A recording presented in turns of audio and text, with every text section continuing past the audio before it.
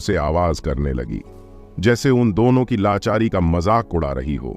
सुवर्णा की ऐसी हरकतें देख कन्वी और दिया खुद को हंसने से रोक नहीं पाई। ध्रुव और सियरा ने जब देखा कि अब कन्वी व दिया भी उन दोनों पर हंस रही है, तो उन दोनों को गुस्सा आ गया और उन दोनों ने सुवर्णा पर हमला कर दिया। दोनों के सिर पर 800 हाथियों की परछाइयां थीं। ध्रुव, सियरा, रुको!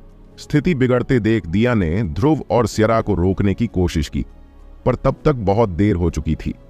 ध्रुव और सियरा दोनों इस समय तक सुवर्णा के बहुत करीब पहुंच चुके थे, लेकिन सुवर्णा भी कुछ कम नहीं थी। अपने ऊपर हमला होते देख वो बिल्कुल भी नहीं घबराई, उल्टा उन दोनों का सामना करने के लिए तैयार हो गई। जैसे ही ध्रुव और सियरा उसके चेहरे के एकदम करीब पहुंचे, उसने अपने दोनों पंजों से उन दोनों पर प्रहार कर दिया। सुवर्णा के सिर पर इस समय पुर 1000 हाथियों की परछाइयां मौजूद थीं, जो कि साफ स्पष्ट कर रही थीं कि सुवर्णा की ताकत उन दोनों से कहीं ज्यादा है। ध्रुव व सियरा को पता भी नहीं चला और एक ही पल में वो दोनों सुवर्णा द्वारा दबोच लिए गए। हालांकि ध्रुव और सियरा दोनों का ऊर्जा स्तर सुवर्णा से थोड़ा पीछे था, लेकिन इसका मतलब यह नहीं था कि वो दोनों उसे हरा नहीं सकते थे। वो दोनों सुवर्णा के द्वारा सिर्फ और सिर्फ इसलिए दबोचे गए थे क्योंकि ध्रुव और सियरा ने जानलेवा हमला नहीं किया था। आखिरकार उन्हें आकर्ष का डर भी था।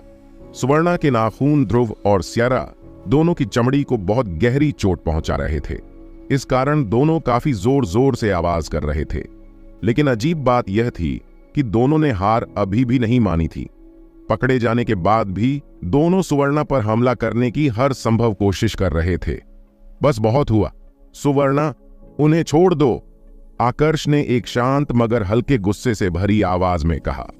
यह मुकाबला देख आकर्ष को भी थोड़ी हैरानी हुई थी, क्योंकि उसने बिल्कुल भी उम्मीद नहीं की थी कि सुवर्णा इतनी जल्दी ध्रुव व सियरा को दबोच लेगी। इधर जैसे ही सुवर्णा ने आकर्ष की आवाज सुनी, तो उसने ध्रुव व सियरा को आजाद कर दिया, जिसके बाद ध्रुव व सियरा वापस आकर्ष की कलाइयों से आकर लिपट गए।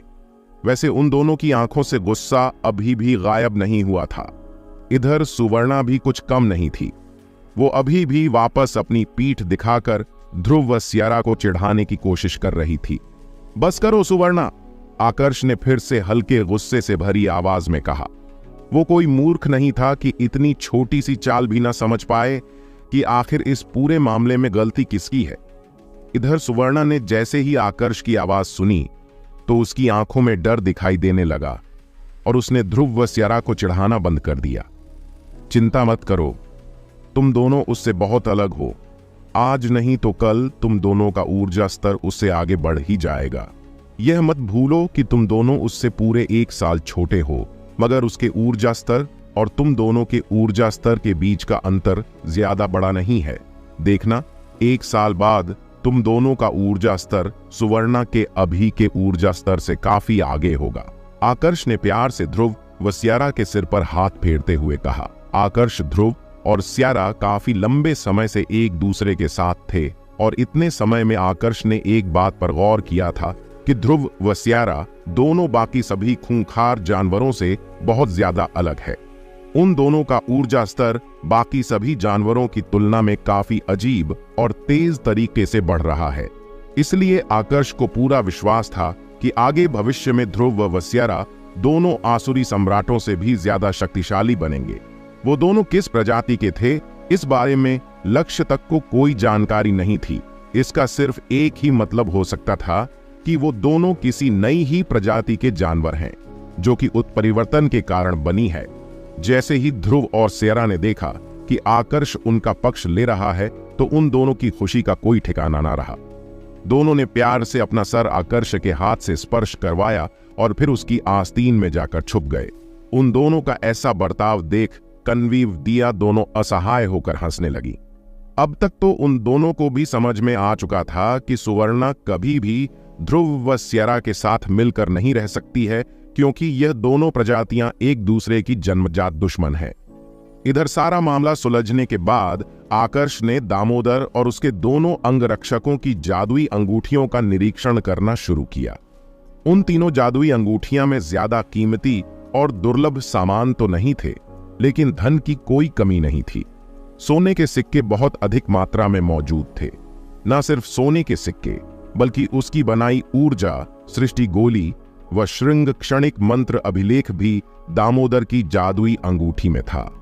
मंत्र अभिलेख और उस ऊर्जा सृष्टि गोली पर आकर्ष ने ज्यादा ध्यान नहीं दिया, क्योंकि उसके लिए यह दोनों ज्यादा कीमती नहीं थे। उसका पूरा ध्यान तो सोने के सिक्कों पर था। दामोदर की जादुई अंगूठी में पूरे 2 करोड़ सोने के सिक्के थे। इन 2 करोड़ सोने के सिक्कों के साथ अब आकर्ष के पास पूरे 5 करोड़ सोने के सिक्के हो गए थे। आगे की यात्रा में आकर्ष को ज्यादा मुसीबत का सामना नहीं करना पड़ा। उनकी यात्रा काफी आरामदायक रही और लगभग 2 महीने के बाद उनका यह समूह सप्त शौर्य गुरुकुल के पास स्थित एक शहर में आ पहुंचा। क्षेत्रफल की दृष्टि से देखा जाए तो यह शहर कलवाती शहर से बिल्कुल भी छोटा नहीं था। शहर के मुख्य द्वार पर ही शहर का नाम लिखा हुआ था, जो कि था बांसावली शहर। शुरुआत में तो आकर्ष को यह समझ नहीं आ रहा था कि आखिर इस शहर का नाम इतना अजीब क्यों है, लेकिन जब उसने शहर में प्रवेश किया और उसने जगह जगह बांस देखे, केवल तब जाकर उसे अपने इस सवाल का जवाब मिला कि अत्यधिक मात्रा में बांस होने की वजह से इस शहर का नाम बांसावली शहर पड़ा। शहर में प्रवेश करने के बाद आकर्ष ने बहुत से लोगों को भी देखा, जिन्होंने एक ही प्रकार के कपड़े पहन रखे थे, चाहे पुरुष हो या फिर महिला। सभी के कपड़े एक ही तरह के थे, और तो और सभी के कपड़ों पर एक ही प्रकार का निशान भी बना हुआ था। यह निशान कुछ इस प्रकार से था कि इसमें एक तलवार थी जिसके चारों तरफ 7 सितारे बने हुए थे। अगर मेरा अंदाजा गलत नहीं है तो ये सभी लोग सप्त शौर्य गुरुकुल से हैं, है ना? आकर्ष ने सहस्त्रजीत की तरफ देखते हुए पूछा। उसका यह सवाल सुनने के बाद दिया ऑफ कन्वी भी सहस्त्रजीत की तरफ देखने लगी, क्योंकि उन्हें भी इस सवाल का जवाब जानना था। जी मालिक, ये सभी लोग सप्त शौर्य गुरुकुल के ही शिष्य हैं। सप्त शौर्य गुरुकुल के सभी सदस्यों के कपड़े 3 प्रकार के हैं। पहले हैं हल्के पीले रंग के कपड़े, जो कि गुरुकुल के प्राथमिक शिष्यों को दिए जाते हैं। उसके बाद है सफेद रंग के कपड़े, जो कि माध्यमिक शिष्यों को मिलते हैं। और सबसे आखिर में है गहरे पीले रंग के कपड़े, जो कि गुरुकुल के एल्डर्स पहनते हैं। सहस्त्रजीत ने जवाब दिया। सप्त शौर्य गुरुकुल का नया सत्र शुरू होने में अभी भी 15 दिन बचे हैं, इसलिए पहले हम चलकर रहने के किसी स्थान का प्रबंध करते हैं। आगे क्या करना है वो हम बाद में देखेंगे, आकर्ष ने सहस्त्रजीत से कहा, और फिर शहर में किसी रहने लायक घर को खोजने लगा। बहुत जल्द उसे अपनी पसंद का एक घर मिल गया, जिसे आकर्ष ने तुरंत ही खरीद लिया। सहस्त्रजीत, तुम हमारे साथ गुरुकुल में प्रवेश नहीं कर सकते हो, इसलिए अब से तुम इसी घर में रहोगे।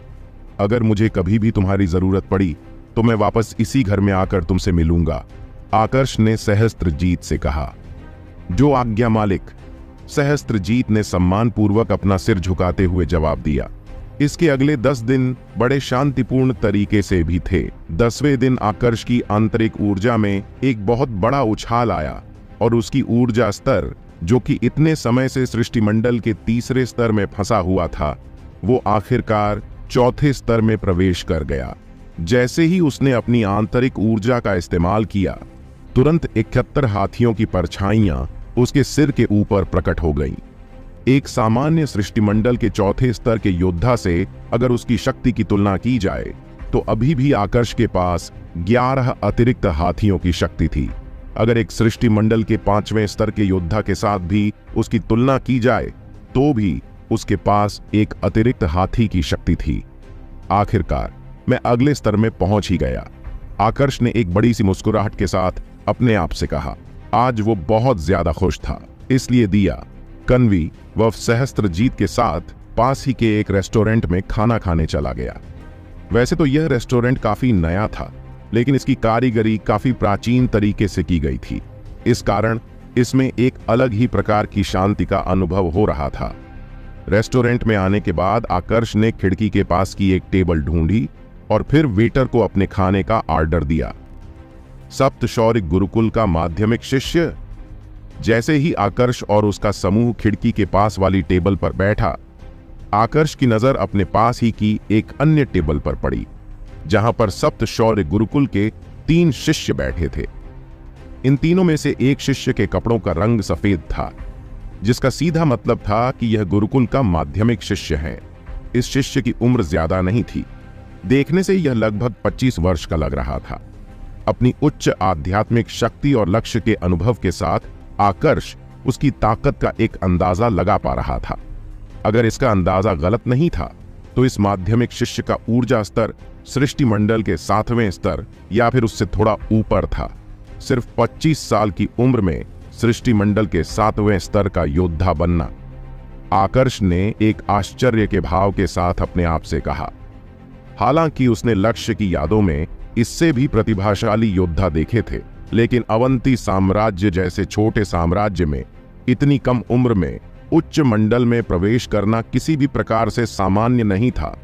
यह इस बात की ओर इशारा कर रहा था कि सप्त शौर्य गुरुकुल अपने शिष्यों के ऊर्जा स्तर पर बहुत ज्यादा ध्यान देता है। अभी तक आकर्ष ने नई पीढ़ी के जितने भी योद्धाओं को देखा था, जिनकी उम्र 25 साल के लगभग थी, इनमें सबसे ऊपर नाम उसके विपुल चाचा के बेटे युवराज मल्होत्रा का था। लेकिन सप्त शौर्य गुरुकुल के इस माध्यमिक शिष्य की तुलना में अभी भी युवराज का ऊर्जा स्तर काफी पीछे था। दोनों के प्रतिभाओं की तुलना भी नहीं की जा सकती थी। इस माध्यमिक शिक्षा के साथ दो और लड़के भी बैठे थे, जिनकी उम्र 22 और 23 साल के लगभग थी। दोनों ने हल्के पीले रंग के कपड़े पहन रखे थे, जो इस बात की ओर इशारा कर रहा था कि यह दोनों गुरुकुल के प्राथमिक शिष्य हैं। हैरानी की बात तो यह थी कि इन प्राथमिक शिष्यों की शक्तिकल्पी राज्य के नई पीढ़ी के प्रतिभाशाली योद्धाओं से बहुत अधिक थी। इन दोनों प्राथमिक शिष्यों का ऊर्जा स्तर भी सृष्टि मंडल के 4थे स्तर से ऊपर था। इस प्रकार से तो गुरुकुल में प्रवेश करने के बाद कन्वी की प्रतिभा कुछ विशेष मायने नहीं रखेगी। आकर्ष ने पहले कन्वी की तरफ देखा और फिर मन ही मन में अपने आप से कहा। कन्वी इस समय 21 वर्ष की थी और लगभग 1 महीने पहले ही उसने सृष्टि मंडल के 3रे स्तर में प्रवेश किया था। वैसे इस स्तर में भी प्रवेश उसने अपनी खुद की प्रतिभा के बल पर नहीं किया था, बल्कि इसमें सबसे ज्यादा मदद उसकी आकर्ष की उन ऊर्जा सृष्टि गोलियों ने की थी। कुछ ही देर में आकर्ष की टेबल पर वेटर ने उसका मंगाया खाना परोस दिया, जिसके बाद उन सभी ने अपना खाना शुरू किया। आकर्ष के इस छोटे से समूह ने अपना खाना शुरू ही किया था कि सुवर्णा, जो कि इतने समय से दिया की आस्तीन में छुपी हुई थी, वो खाने की खुशबू पाकर तुरंत आस्तीन से बाहर आई और किसी इंसान की भांति अपनी लार टपकाने लगी। क्या तुम्हें भी खाना खाना है? सुवर्णा को लार टपकाते देख आकर्ष ने हल्का हंसते हुए पूछा। उसका सवाल सुनकर सुवर्णा ने तुरंत सहमति में अपना सिर हिलाया। ठीक है, तुम खाना खा सकती हो, पर उससे पहले यहां आओ और 2 बार उछल के दिखाओ, आकर्ष ने एक मजाकिया अंदाज में कहा। जैसे ही सुवर्णा ने आकर्ष की शर्त सुनी तो उसकी आंखों में तुरंत गुस्से का भाव आ गया और वो आकर्ष को अपनी कर्कश निगाहों से घूरने लगी। सुवर्णा की ऐसी प्रतिक्रिया देख आकर्ष के चेहरे के भाव एकदम से कठोर हो गए। अब आकर्ष को पूरी तरह से विश्वास हो गया था कि सुवर्णा इंसानों की भाषा पूरी तरह से समझ सकती है, और तो और उसकी सोचने समझने की शक्ति भी इंसानों के सोचने समझने की शक्ति के समान स्तर पर पहुंच चुकी है। बस करो आकर्ष, इसे परेशान मत करो, कन्वी ने सुवर्णा का पक्ष लेते हुए कहा और फिर थोड़ा सा खाना उसके आगे रख दिया। खाना मिलते ही सुवर्णा की आंखों में एक अलग ही प्रकार की चमक आ गई और वो अपने छोटे से दांतों से सारे खाने को कुतर कुतर कर खाने लगी। खाना खाते समय वो बीच बीच में दिया की तरफ भी देख रही थी। उसकी नजर अपने ऊपर देख दिया को यह समझने में देर न लगी कि वो उससे क्या चाहती है, इसलिए उसने भी कुछ खाना लिया और सुवर्णा के आगे रख दिया। दिया के खाना रखते ही सुवर्णा की आंखों में एक संतोष का भाव आ गया। सीनियर, ये तो एक सुवर्ण कुंतल इंदूर है ना? ठीक इसी समय जब आकर्ष सुवर्णा की हरकत देख मन ही मन मुस्कुरा रहा था, उसे अपने पीछे से एक आवाज सुनाई दी।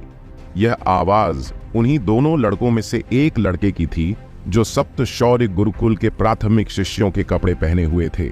जैसे ही माध्यमिक शिष्य ने उस प्राथमिक शिष्य की आवाज सुनी तो वो पीछे मुड़ा और आकर्ष के टेबल की तरफ देखने लगा।